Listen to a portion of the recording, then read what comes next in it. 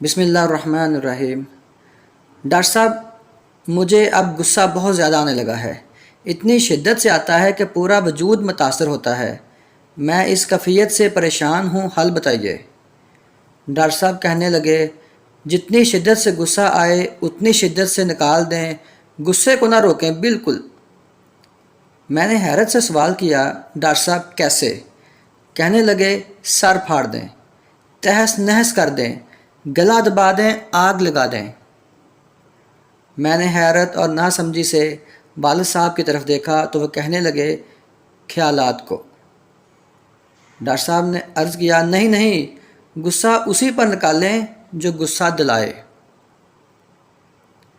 پھر کہنے لگے، اور غصہ ہمیشہ شیطان دلاتا ہے۔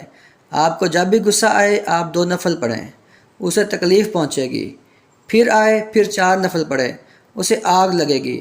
جتنا غصہ آتا جائے آپ نفل پڑھتی جائیں، اس کا سر پھٹے گا، اسے چوٹ پڑے گی، وہ کٹے گا، جلے گا، مرے گا، آپ انجوائے کریں۔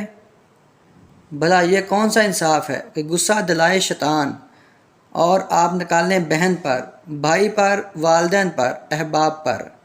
یقین کریں، ڈاکٹر صاحب کا یہ جواب سن کر دل کو ایک دم اتنا سکون ملا اور بے اختیار آنکھوں میں آنسو آ گئے کہ ہم اپنی قوتوں کو کہاں ضائع کر رہے ہیں آخر۔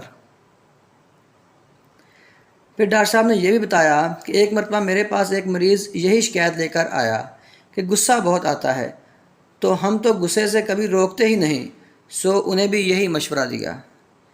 پھر کہتے ہیں کچھ عرصے بعد وہ بندہ پھر آیا اور کہنے لگا، ڈاکٹر صاحب ایک مرتبہ غصہ اتارنے کے چکر میں نے نفل پڑھ لیے، بس پھر اس کے بعد مجھے کبھی غصہ نہیں آیا۔